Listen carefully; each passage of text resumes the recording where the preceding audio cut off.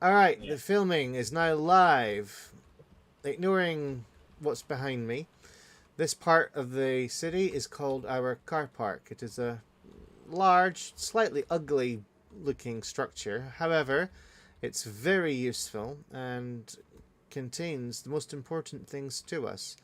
It's also, this here used to be the main entrance, but it kind of moved to this bit, which is now the main entrance. The car park's been reshaped like much of the city many, many times over. We have, if I can get off enough clip, this is our mammoths, Herb and Ernie, the third. This is Big Bertha, and Trikes were given female names despite their, or regardless of their actual sex. It's Betty and Mavis. And we have an alpha, what do you may call it? Allosaurus.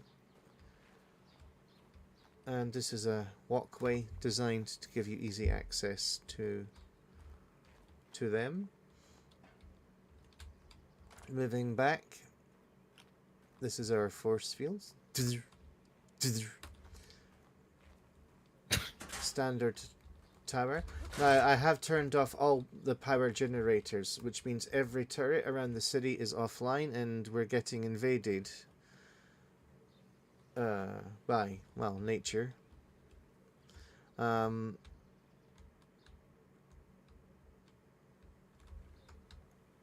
Jenkins, earlier with the cannon at the castle, started blowing up this part of the wall at the south of the city. I didn't hugely object, so I told him to might as well keep going to get to the end of the wall, but don't go any further. Even though we filmed this yesterday. But, big things, a couple of T-Rexes have now come in. Oh, and a Bronto.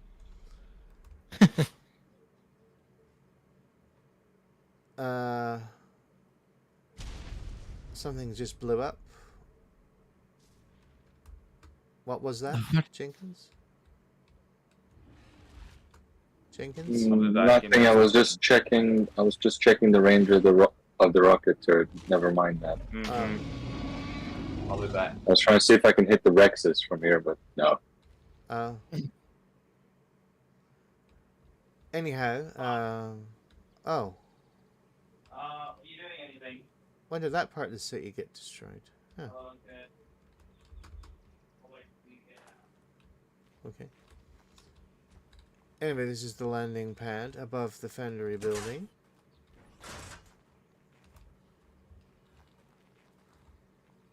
Little security gates and turrets.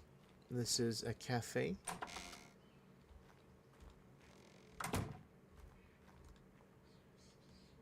It's quite nice in here. We'll see for that. This is the top of the elevator structure that takes you down to... Oh, there's a Gallimimus in town. Do you see that, Jenkins? No? Yeah, where? In Market Street, there's a Gallimimus. I never. How did I get it? I don't know. He's walking through Market Street. I never thought I would see that. Well, That's very that's very strange to see dinosaurs walking around. The door closed and they have to air Yeah. your room out. That's very strange. Very strange indeed. All that's weird. It's not doing anything. Set fire to him, maybe. Set fire to it? Yeah. Rip? Well, he's not. Sure? He's not one of ours. I don't know how he entered the town. I suppose it's an interesting It's way of looking at it. amazing, isn't it, how much nature has reclaimed the minute we turn off our defenses.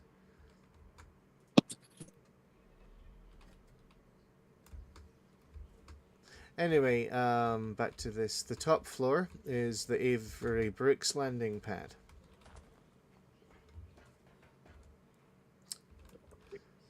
And of course, only people that would know Star Trek would know what that meant. Yeah. This is Sky Cap, no more. And no more. And the Quetzal.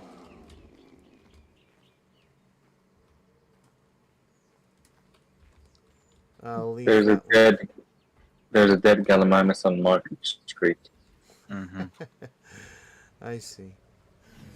This is the... Oh, he's moved. I don't know how that happened. The midwife's moved. But this is the nursery. I don't know how the midwife's moved. Someone use a whistle. No, don't think so.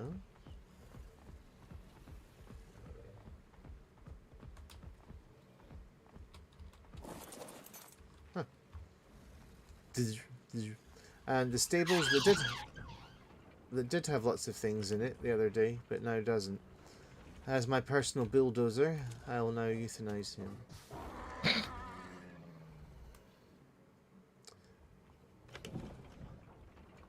Back See, to the little the bugger game. still standing. This is the little drawbridgey thing. This is what we call the staff room. It's had many purposes, this room, over the course of our time. It now mainly is the feed basket and the saddle and platforms drawer. And this machine here, which was mainly just to grab any eggs or manure from anything in the car park building. There is a little elevator. This is meant to be the slaves' hangout point. Turn out the guard, turn out the guard, kind of thing. And this is where they would come from, that sort of thing. This opens and takes you to our secondary courtyard, which is much bigger than the first, and it's built exclusively for these big, massive things. Xenomorphs and Zelda's cousin. I'm not going to euthanize animals that are not mine. That's up to William to do. It's William's job.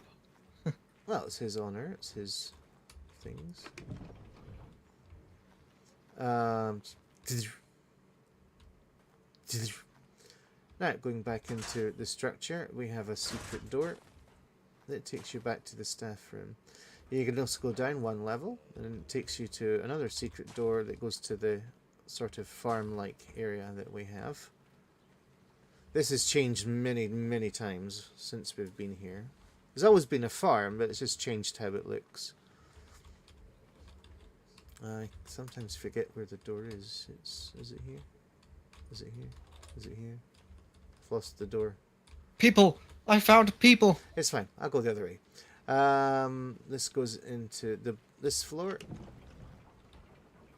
That's Clarkson's Farm 2.0, Pen 04. This is Monkeys and Bears, Pen 03. We have removed some of the life forms in here yesterday. Winnie the Pooh and his two cousins and Carlos. The next pen, Bugs and Nasties 01. And every day I would come here to the Scorpion, go to his inventory and remove the Scorpion venom and then take it to the science lab. Obviously I'm not doing that today. We still had more Nasties to bring, but Spiders Pen 2, I try to avoid this one for the obvious reason. As disgusting as that thing is, he's actually really, really good at almost everything, actually. He's fast running, he's good weapons, good defense. He can climb walls. I mean, he's really good, the big spider. It's just, I don't like spiders. But still, very, very good. Forget his name, Death something, Fangs. No, what was it? It's called Devil Fangs. And the two baby spiders didn't actually come from him, but I like the idea of having them. When we had gardening and decorating stuff, we did have nice trees and bushes and weird looking ornaments to make the place a bit more spooky, but we don't have that mod so anymore. And then that takes you back to the courtyard with our foundry building on the other side. Now this room in here is called the collection center, and again this is a room I would come to every day. It has multiple purposes. It has our incinerator, and it's also the first one I put in and the one I use the most. The second one I would use the most is the one in the castle, but this one every day I use this. And we have Valeriums, but I seem to call them Veliculums, but they're not. They're called Valeriums. They're very clever. You can create, it's like a holographic world, microscopic world, and you put different animals into it, and they do their jobs as if it was a real world. For example, dodos. Whatever animal we had in Kral, you could put in here, and if it had a specialization of collecting something, then it would collect it and go to these machines, which I would empty every day, several times a day. Example, eggs. I would always be taking out the eggs and then taking them to the fridge in the science lab. What, to either eat them or use them, but in most cases they were actually just left in the fridge. Until recently, when I discovered to make a lot of kibbles, I've needed a lot of eggs. So I started using quite a bit of them at that point. This is the Get Stuff stuffing store. I quite like it actually. I think it's really cool. There's many, many, many more things that it can make, but I obviously had a lack of space to store anymore. I was planning on decorating the castle in the ballroom with every single one of them possible. This thing here turned out to be very cool, the taxidermy. You could actually get a moving image of any animal you really wanted, and it could do a number of different stants. William came up with the idea of using this version as a wildlife version of the agitator. He did work until I turned off the power. And then good view of the castle. And then you're entering the science center. Again, with no power, nothing is operational. No air conditioning, no electricals, no lights, no incubation machines. All of our cryo storage is also offline, and all the eggs and things are also offline, which means things will be dying and deteriorating in each of them. Ah, Mr. William with his wonderful outfit. Stay there. I don't know if you've ever seen you from behind. Look at that. I mean, it's ridiculous, but it's also funny. And that is the secret tunnel that goes under the city, which we're going to follow. As you know, when I build things, I always have as many secret hidey holes as possible. It just makes it fun. I do that in every game if I can. Then it's the graveyard in here.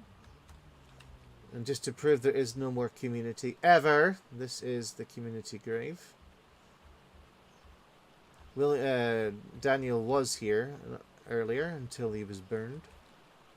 And we've got our Gmod, Armor 3, Space Engineers, GTA and 5M, games that we will never return to, which is why they're here as graves.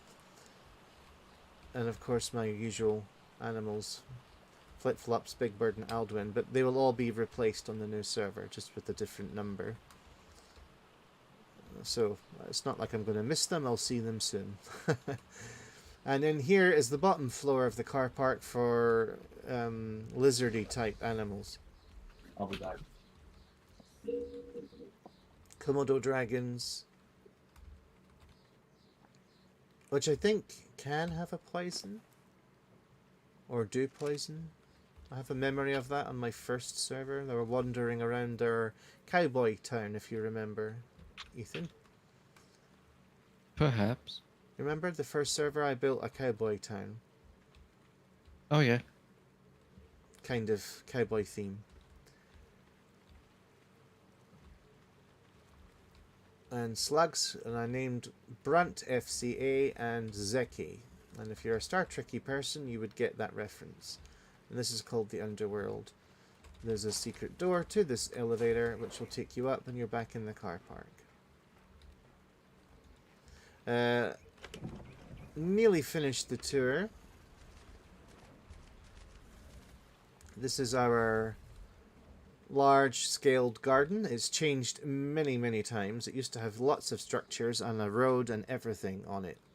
But as we have evolved through time, for one reason or another, we've altered it, and this is now how it is. We've got Bambi and Bambi's mum yet to die. If you know the Disney movie Bambi, you'll get that reference. We have a wolf called Teen Wolf, who is meant to be shepherding the sheep. Who we've got privileged white woman and the male driver. We do have more sheep, but we put many into storage yesterday, into cryo. A couple of other life forms around, just to make it look like it's a kind of Serengeti. We have more of every kind of dinosaur. We did have more yesterday. And our unicorn, which was our most recent thing, and it can fly. Did you know that, Jenkins? Really? Yeah, I'm not sure how you make it fly, I don't know either. but you can, because William did it. How do you fly? That's cool. Press C. Okay. I'll check. You have to mark it C. Alright, why don't you do it? There. Oh wait, his, Now the his horn- things come yeah. out. Okay. You have to press C and then they come out. And And he has like a rainbow thing in... He's actually quite fast, the horse, on running and flying. So I would recommend that we maybe use them again. There's some life forms I wouldn't recommend or don't care about, but I definitely I think we need one of them. Sheep obviously gives wool and mutton, so sometimes we do have sheep which I then kill for mutton. Then we have our massive tribute to Pacific Rim. I'm not too sure how it works. William will demonstrate what it looks like. yes, I will. Thank you, William. Could you do it now? I am on my way. Just checking. I definitely think this is a very cool thing to have. He's got all sorts of weapons. He's got a sword and a rocket launcher and a whatever that is. Pulse I've got gun. this. And he can fly. Oh, look at that. Direct hit to the castle. Amazingly, it's still intact. Since I'm no clipping, I'll show you quickly the cliff things where we have dragon storage. We did have more dragons, but I think they've been boxed. I boxed them, yeah. Back down to the proving ground area. Oh, I went flying. And obviously this hole in the wall was designed for access to things that flew or needs to fly once they're born from, or once they're finished with the nursery. To reduce on lag, I opted not to have force field doors. There's a few design things I have had to do to reduce lag and things. If I didn't have to worry about such things, I would probably have put more detail in. Okay, moving to the final part, I think. Up one. And then you're back to the car park bit. Lovely, lovely. Down one and across. Oh, hi. Up one. Then you're on the Great Wall, as I call it. Now, this was our main wall and only wall at one point. the city wasn't always surrounding the lake. There was times where we only really constructed in the north. In fact, right at the beginning of the game, we even had a wall going all the way around the springs. This whole area was part of the city, right up to the cliff edge.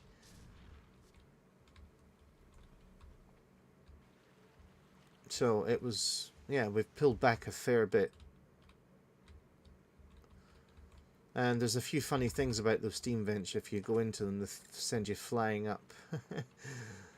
We found out accidentally that, and then, yeah. I also found if you do it with an owl, oh, there's a T-Rex out there.